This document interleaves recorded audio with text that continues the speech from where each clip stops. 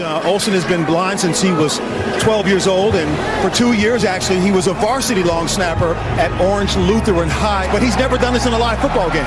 So here he is. So Jake Olson, how about this for an inspirational moment? He is out there snapping.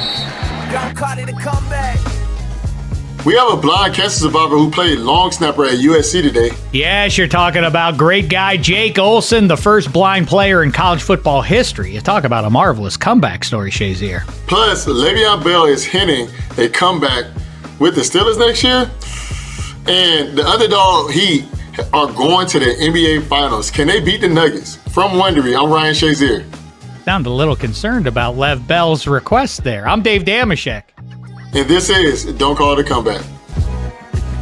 Don't call it a comeback. I've been waiting on this moment my whole life. Can't call it a comeback. Everybody to your feet, make arenas rise. Yeah, I'm saying from the left to right, we get it on tonight. We do it all, but we don't back down. Just give me one shot, one chance, I'ma take it. Fixing up the game, but these records I keep on breaking.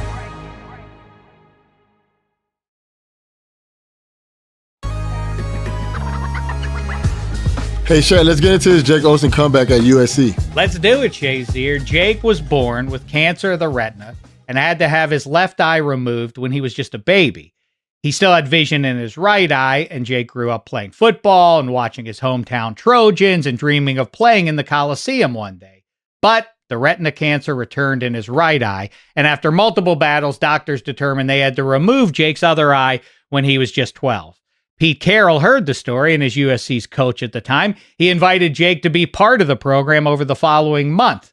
Jake even spent his last night with vision at practice with the Trojans. The first thing was let's make sure he gets inside and sees everything he wants to see.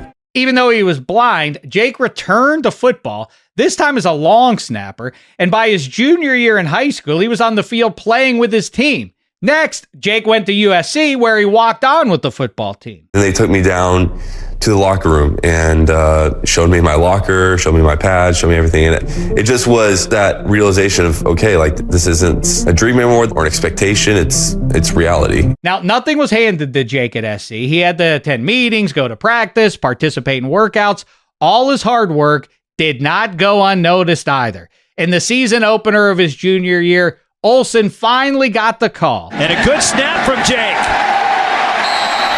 Listen to the crowd. Look at the USC sideline. And what a pressure player. Was that not a perfect snap in that moment? It's hopefully it's not a one-time event. He's put a ton of work into it. And to see him go execute in that moment is what being a player is all about, and he produced for his team and his family. All right, like I say, this is what the show is all about. No better story than the one you're about to hear from the man himself. He's going to tell us all about it against all odds. It's Jake Olson. Welcome to Don't Call It a Comeback, man. Thanks for having me, guys. It's really exciting. What's up, man? How you doing, Jake? Ryan, good to hear you, man. I'm about to jump right into it. So, Jake, we just broke down your wonderful story and just your incredible comeback, but I just want to get to the beginning stages of it. At the age of 12, your mom had told you, this is going to be just another stage in your life. How did you feel when the doctors told you that you was going to have to get your right eye removed? Well, when I first heard that news, I didn't want to believe it. I couldn't believe it. It was something that I had just fought for 12 years to not have happen. And so to be told it was going to happen was unbelievable. And I felt very frustrated just given the hard work we put into not having this be the end result. All the times of getting, sick with chemo and radiation and everything else that went into beating and treating that cancer to end up, hey, you're going to lose your eyesight anyways, really sucked. Then the reality of what the news actually meant started to hit me. And that's when kind of the sadness and the fear of the uncertainty started to hit me, which was, okay, I'm not going to be able to see anymore. What does that mean? Okay, I can't see my parents' faces anymore. I can't see myself grow up. I can't see myself go to high school, college, future girlfriend, wife, kids, beautiful nature. All these things I loved seeing, I won't be able to see anymore for the rest of my life. And not only will I not be able to see these things, how is that going to affect my life? And that's where that kind of fear of the uncertainty I was talking about. I was a straight A student. Okay, now I can't even see the whiteboard or a piece of paper in front of me. I like to play sports. Okay, now I can't even see the basketball or the football. I like to hang out with my friends. Okay, now I can't even see the, TV screen where we're playing video games on. So all these things that just I did, and everyone does with their eyes, just to be social, be good at their craft, whatever it is, I realized was going to be taken away from me. And so where did that leave me? It left me as a 7th grader who needed to relearn how to just to walk around and know where I was and learn a language to read and write. And that obviously was square one, and just had to fight back from there. I mean, you must have felt betrayed by Mother Nature, by the doctors and everyone around you. It really is remarkable at that age to have to deal with the gravity of that. How did your friends react to you? Where did they stick by your side there? Did people fall away? Did you find a new group? I mean, that's a weird time in life to suddenly be dealing with something, like I say, as existentially grave as this. Yeah, no, that's a great question. I actually haven't talked a lot about this in interviews, but I was very fortunate enough to go through a K through 8th grade school. So I knew a lot of my friends, for many years. So I knew a lot of them since kindergarten. So this is 7th grade we're talking. So how many years is that? I don't know. But when we found out, everyone was very supportive. Everyone, was crying with me. Everyone knew the story, was rooting for me throughout my life. And so that part of it, the love and support was I couldn't have asked for anything better. But I do remember showing up after losing my eyesight to school for the first time. And I don't know, you tell me how 12-year-olds are supposed to act when their, friend that they've known for their whole life shows up blind. I mean, it wasn't like they were trying to be awkward. It wasn't like they were trying to be whichever way. It just, I don't think anyone knew what to do, and including myself. And so there was awkwardness. There was like this, who is this guy? And it was kind of, the burden was on me to remind hey, I'm still me. I'm still Jake. Like, we can still have fun.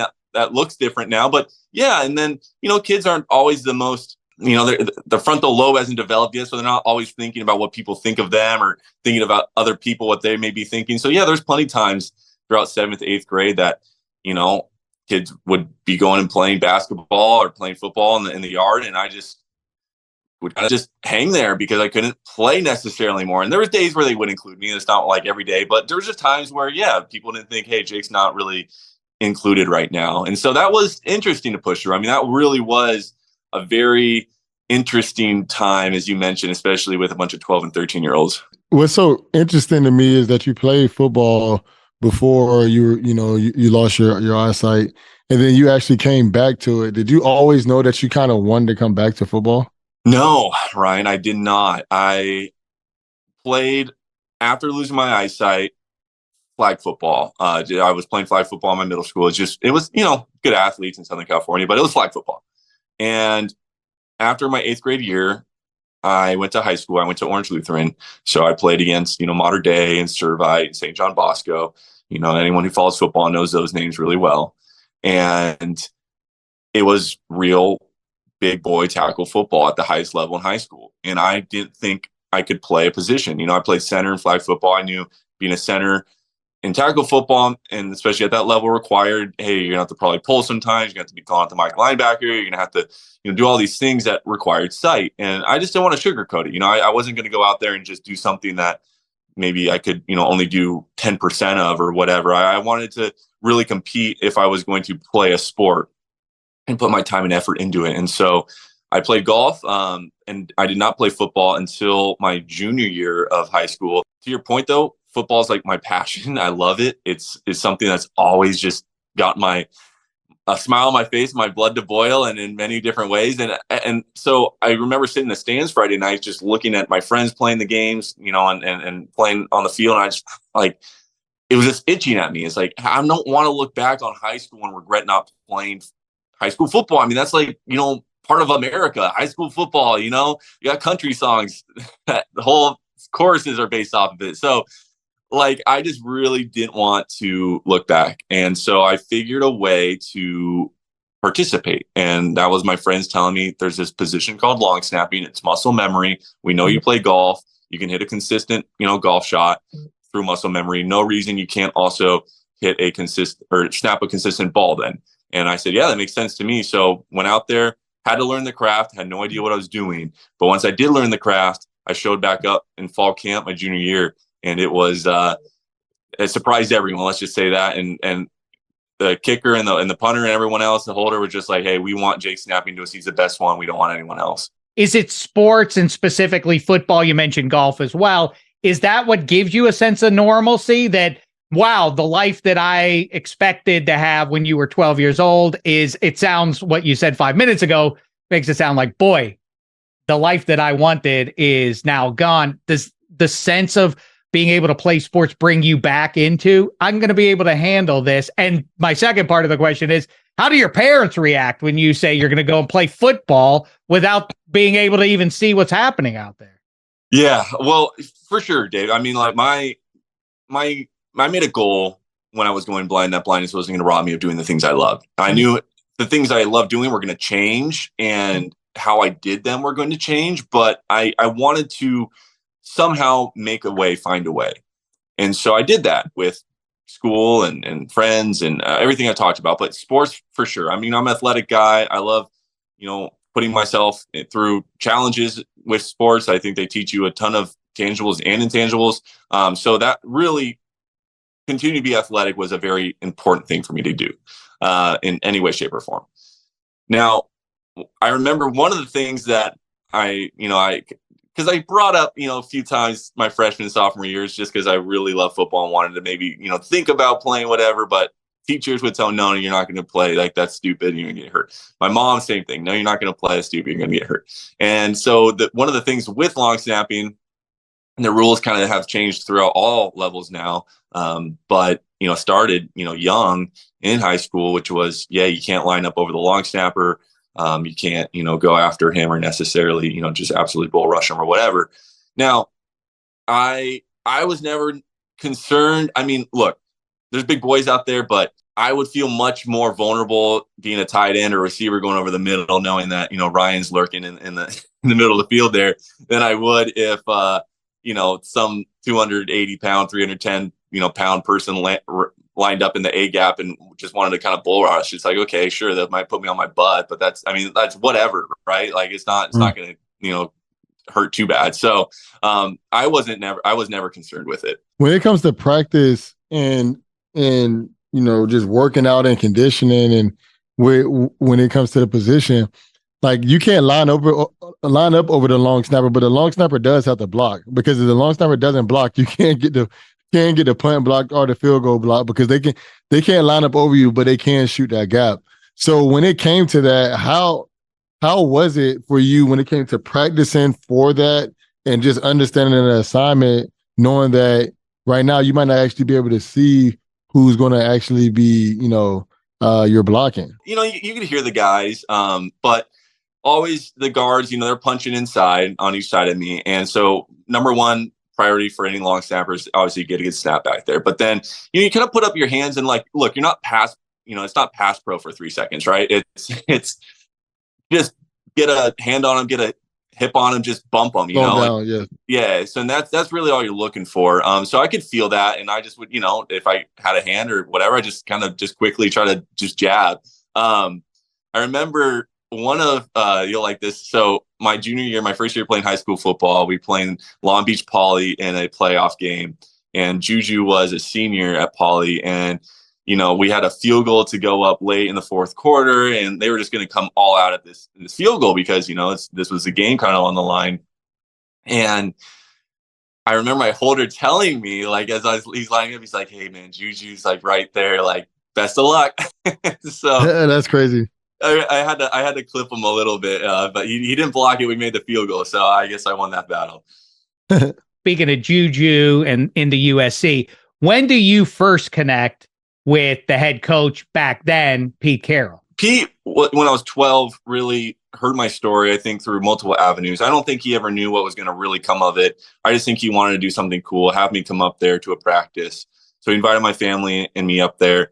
And then when I met Pete, I think just immediately it was like, hey, we get along on a level that no one would have guessed. Ben Malcolmson, his right-hand man for a very long time, used to say Pete and Jake are like the same person, just 50 years apart. But like our optimism, our will to want to just compete and fight, we're very similar. And we just connected. And I connected with a lot of the guys that were on the team. And those guys authentically loved me, more than any, feature film crew could ever capture. I mean, they were calling me at nighttime, praying with me. I mean, they just really were all about being my big brothers. And they really were, still are today. I talked to a lot of them today, but I just can never really give back to and fully put in words what that they all meant to me during that time, the grace they all extended, my family and me.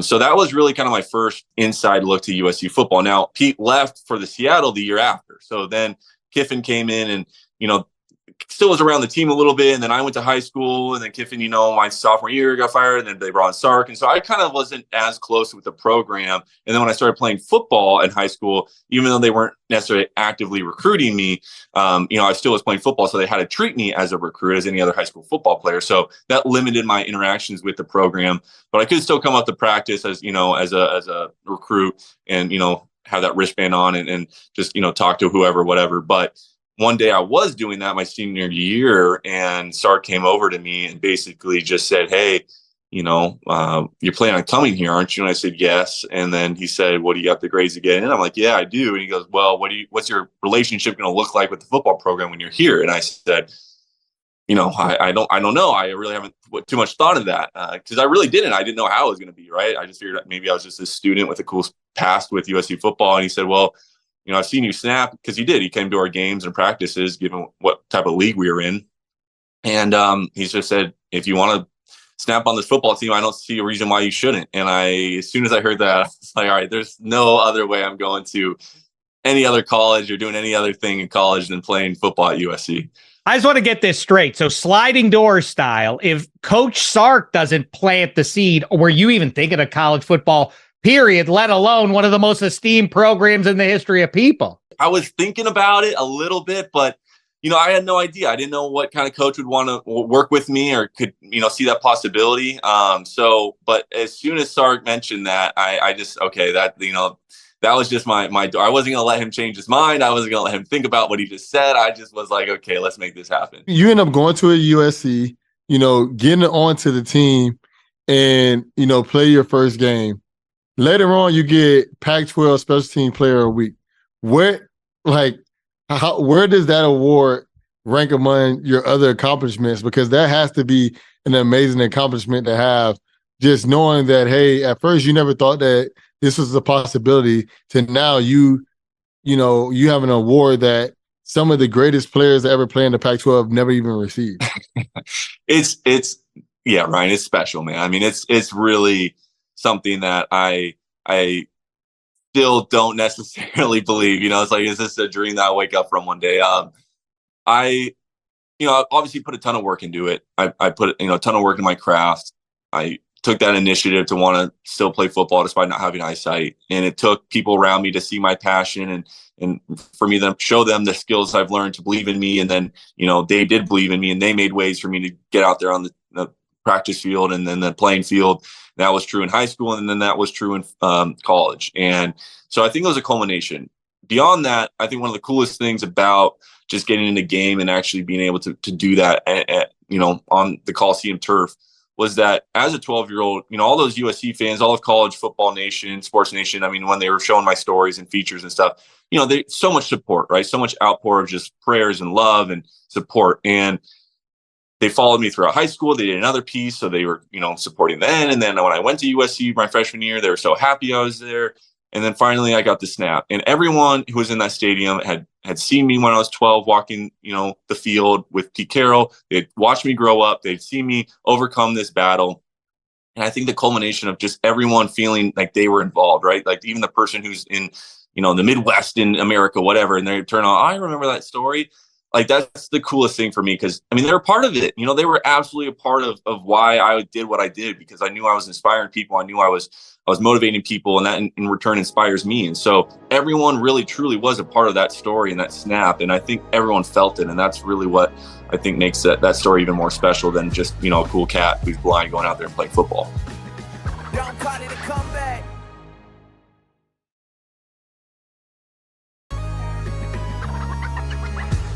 I'm sure it's cool to win awards. I imagine, getting the pads on in the locker room and like, I'm going out to play a game for USC, and it counts when I'm out. I mean, what a trip that must have been for you. Did you, after that game, achieve a level of celebrity? Because it sure looked from the outside looking in like, man, this guy, all of a sudden, everybody in Los Angeles at minimum knew who Jake Olson was. Obviously, it became a little more of a household name. Because of the features ESPN did leading up to that. I mean, a lot of people knew me, and it just kind of resonated and almost cemented that in their mind now as more than just, hey, this cool kid who's overcoming blindness and he's playing high school football, whatever. Like, it really did make it special. And so I definitely think it increased for sure. But hey, man, I mean, it was cool that I was somewhat used to that a little bit just because of the stuff in the prior. So when it came to speaking and just sharing my story and interviews and everything else, how to capture that moment, I think we were really ready for it. And I think that's, was a really cool part of it as well, that, it just wasn't, no one knew me. And then all of a sudden everyone knew me. It was like a lot of people knew me and then everyone knew me. You also are a USA national blind golf champion. First of all, I can't golf well at all anyway. So I'm gonna need to take some lessons from you. But how do you feel, playing football ended up helping you become a better golfer? Well, it's all that muscle memory, man. It's all that just, getting your muscle neurons to fire when they need to and remember how to do it. And so it's also trust. I mean, look, a lot of people, even when I tell them, hey, close your eyes and grab onto the person, like this is how I'm led around, people have a problem or, trouble trusting even someone who can see, right? Like leading them around, like it's unnerving for people. So the same way, it's like for a while it was unnerving to know that golf ball was down there. Maybe I'll miss, maybe I'll whatever. Like it's trusting that swing. And the same thing with football, snapping that ball. Hey, I have this football in my hand. How's it going to go? I can't see this a holder back there. Da, da, da.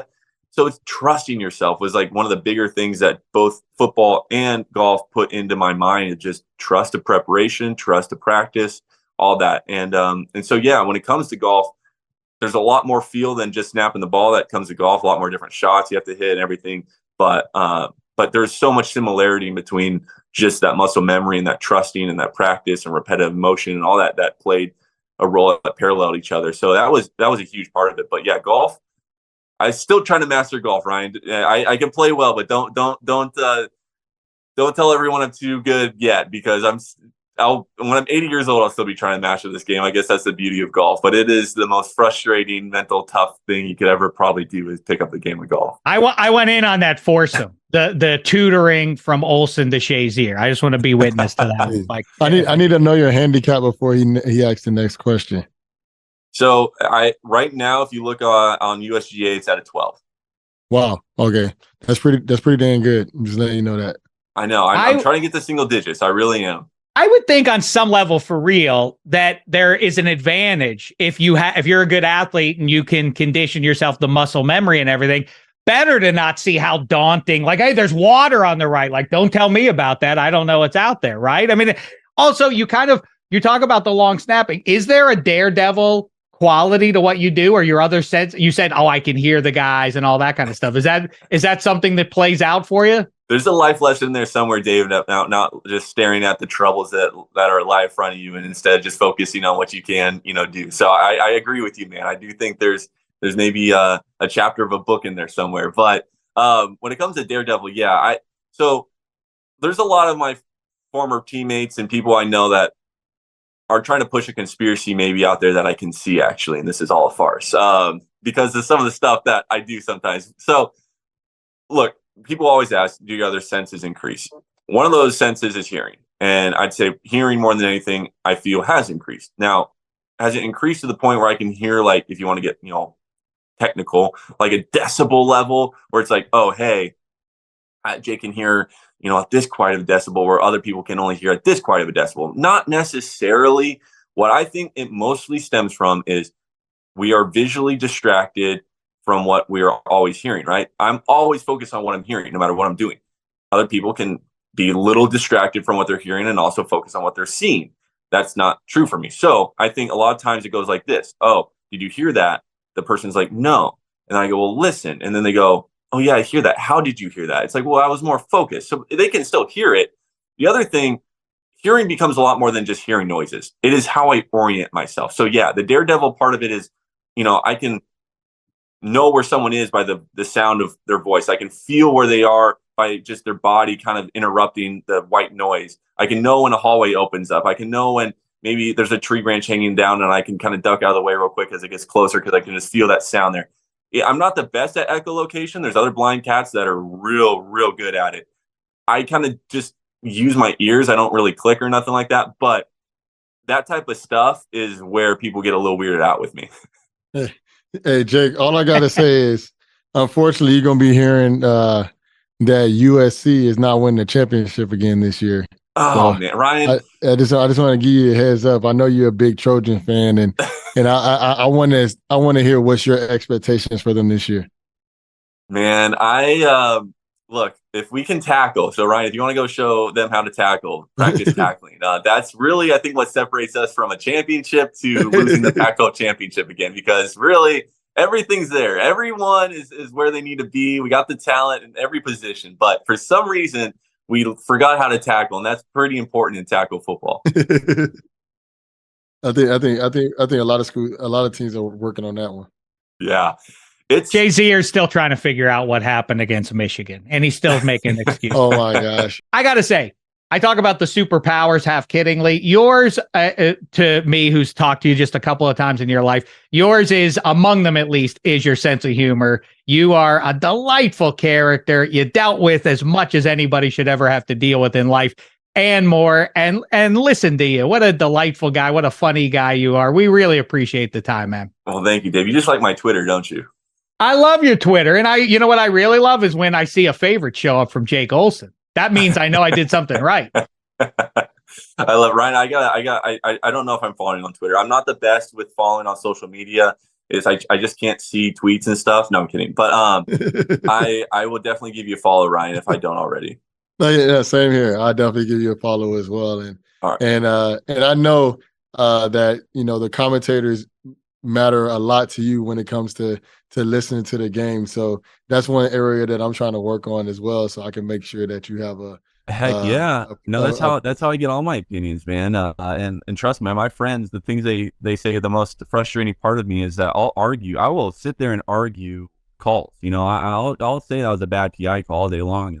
And they'll get in an argument with me, not till like 10 minutes down the road. They're like, "What? Like, why am I even arguing with you? You can't even see the game." Well, let's all enjoy when USC and Ohio State lock up in the Final Four in January at some point. Let's all get together and experience however we experience that game. Well, that sounds awesome. We're about to do that annually in a couple of years, so there you go. Yep. Oh, that's right. Yeah, right. Yep. Well, I forgot about all the restructuring. See, no flies on Jake Olson. Hey, man, you're the best. All right, guys. Be good. Keep doing what you're doing. It's awesome. Appreciate you, man.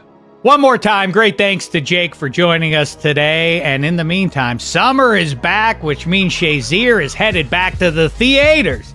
Stay tuned for his reviews. Don't call it a comeback.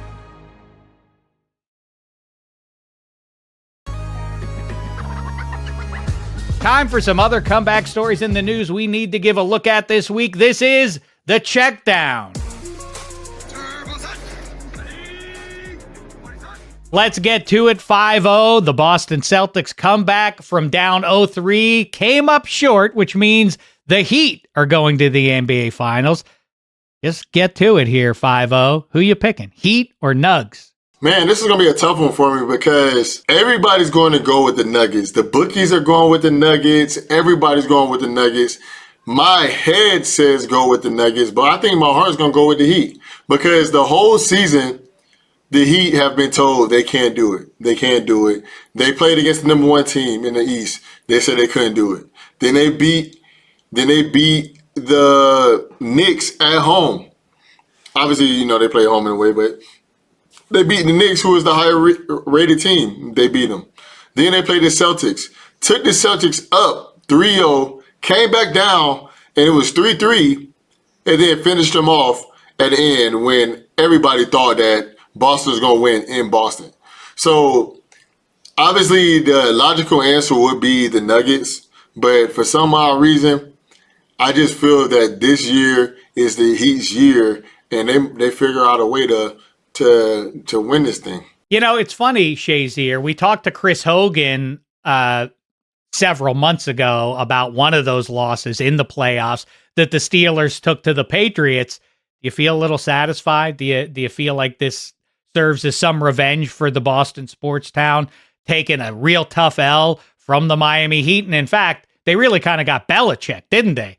Less talented, better coached, not a ton of star power, but here they are in the championship round. I wouldn't say that I'm happy that Boston lost.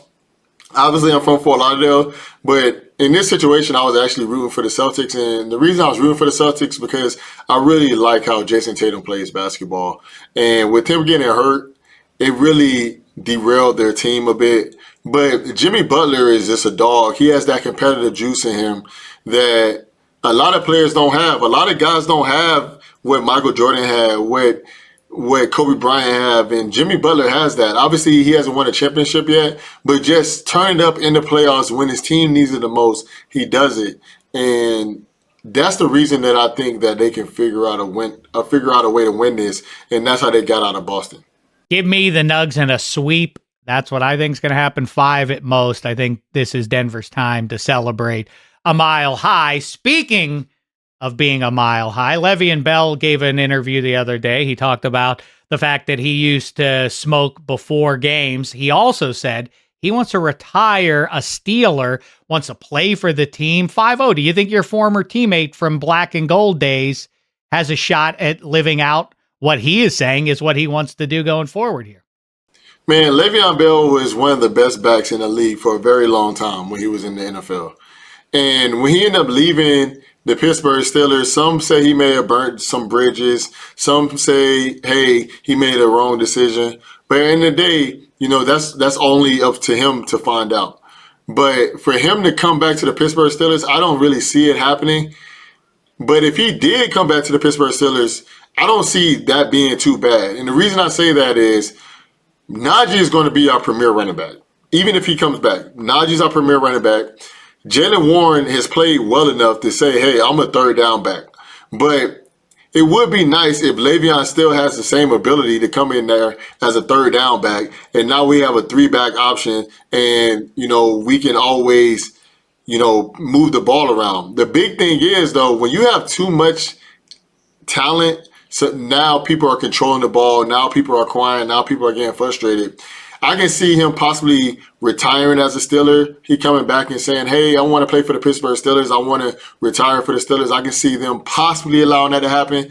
But him to play another season, I think the only way that Le'Veon plays another season for the Steelers is he's going to have to go all the way through another camp.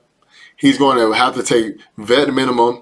And basically, he's going to come in there like a brand new guy. You can't come in there like that old Le'Veon and everybody expect, you know, remember what you used to do for us. Nah, it's a whole new team, and you're a whole new guy now. So if he comes in, he might get like the Cam Newton treatment. You're gonna come in, you're gonna be a backup, and you better figure it out. If you can't do that, I don't see it working. Well, I think what gives it, I would say there's 0% chance. The thing that makes me think maybe is that Mike Tomlin always knew, even with the presence of Antonio Brown, who the featured performer was in that offense in its heyday. You know, I think Bell retrospectively wishes that he would have stuck around Pittsburgh. He didn't. I think it's highly unlikely it goes that way. But, you know, I wish he would have listened to me when I said at the time, guaranteed money is one thing. Forget football situation. If you want the payout, the Steelers have a habit of paying out their contracts in full. He should have just stuck in Pittsburgh to begin with. Jimmy G's foot surgery may have his future in Sin City come to an end before it even starts. Shazier, buzz is out there. The new owner of the Raiders. Any chance Brady tries to make a comeback here, even while his newfound fellow owners are trying to create a way so that he wouldn't be able to come back in 2023 if he does have ownership in the league? I don't think you can be an owner and play. Right. But I don't know if there's a rule against it, but I just don't see it happening. And Tom Brady greatest quarterback to ever play the game, and you can make an argument for all these other guys, but he has 7 championships. He has the passing yards, he has the interceptions, he has the touchdowns, he has the playoff wins. He has everything that you need to have to be the GOAT. I don't see him going to the Raiders and trying to play another season. I just don't see it. Obviously, he's one season off, but I just don't see it. I think Jimmy's going to eventually get healthy. I think they're going to be good by the time the season comes around. But I just don't see Tom Brady, buying into the team and then now saying, "Hey, I want to play." I just don't see it panning out that way. Well, Jimmy G has the bad foot, and so I guess it kind of works that the Raiders won't shoot themselves in the foot and move on from Jimmy G, because who else is out there? I'll tell you one guy who isn't is Tom Brady. He's smart about the choices he makes. When he left Foxborough, he went to Tampa because he looked at the roster, what he could attract to join him down there, and that's how he got that 7th Lombardi. He cannot reasonably be looking around Vegas and saying, yeah, I can make a go of it. Yeah, he has Devontae Adams and Josh Jacobs. He also has no one on the offensive line. He would get hammered just like he did in Tampa a year ago. I think he's too smart to expose himself to that. Otherwise, it does kind of make an interesting storyline. I don't think it's going to happen in reality, though. I mentioned at the top of the show, summertime is back, which means Shazier is headed to the theaters. He and I both love going to the movies, especially for the big summer blockbusters. 5-0, what's been your favorite summer flick so far? Man, it's been really tough because me and Michelle just went to go see Fast X. That was a really good movie. I got to see Flash early. That was a good movie. White Man Can't Jump is a good movie on Hulu.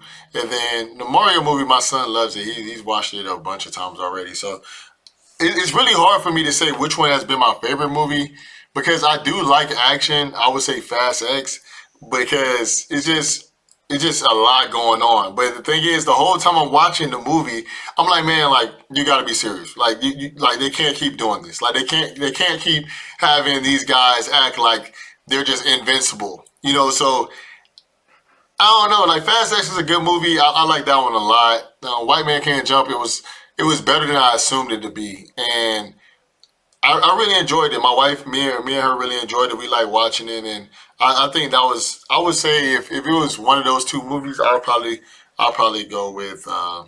Man, it's a tough one. Well, let me say this to you. You just said the word invincible. Guardians of the Galaxy is a Marvel movie. The Flash, as you already said. You're a big DC guy as well. You're comic book guy. Superman's invincible. The Hulk is invincible. If the Avengers got into a fight with the Justice League, who wins 5-0? If this was like a movie versus movie, they will find a way for the Marvel to win.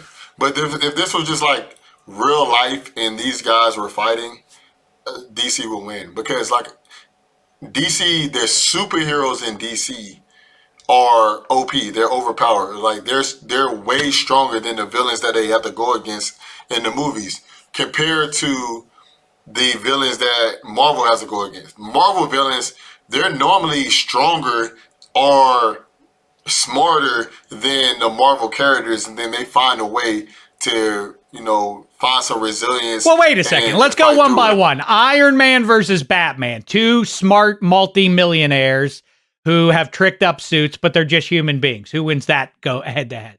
The only way that Batman beats Iron Man is if he takes his, basically like the heart out of Iron Man. That's okay, maybe he would do that. That's part of the calculation. Who wins the fight? So Iron Man is smarter than Batman, so I'll say Iron Man wins that one. You think you need to insult Bruce Wayne, but okay, I'm with you on that. Superman versus the Hulk, both indestructible. You can answer that question. I think Superman wins because, as I've said many times before, in that head-to-head, he could just grab the Hulk by his big toe, drag him out into deep space, and leave him there. Then what's the Hulk do? Nothing is the answer.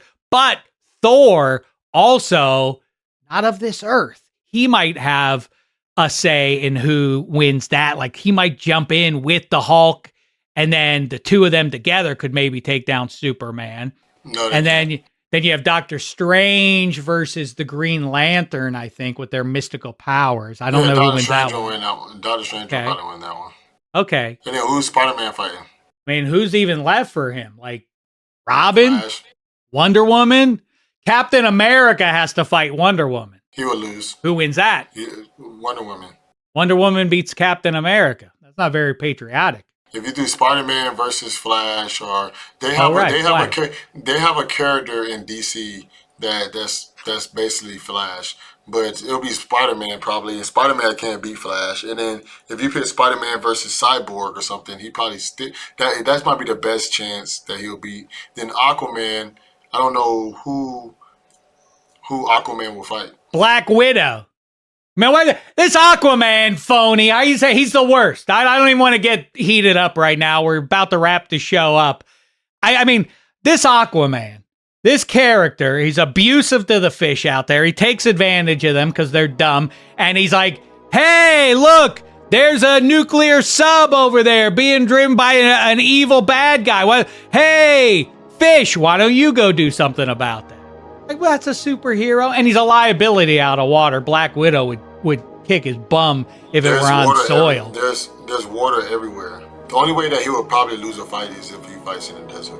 I don't know if we figured this one out, but either way, that's it for this episode of Don't Call It a Comeback. Make sure you follow, rate, and review wherever you're watching or listening to the show. And check us out on YouTube on the Wondery channel. Hit that subscribe button so you don't miss an episode. See you all next week. Don't call it a comeback. I've been waiting on this moment my whole life. Can't call it a comeback. Everybody to your feet, make arenas rise. Yeah, I'm saying from the left to right, we get it on tonight. We do it all, but we don't back down. Just give me one shot, one chance, I'ma take it. Fixing up the game, but these records I keep on breaking.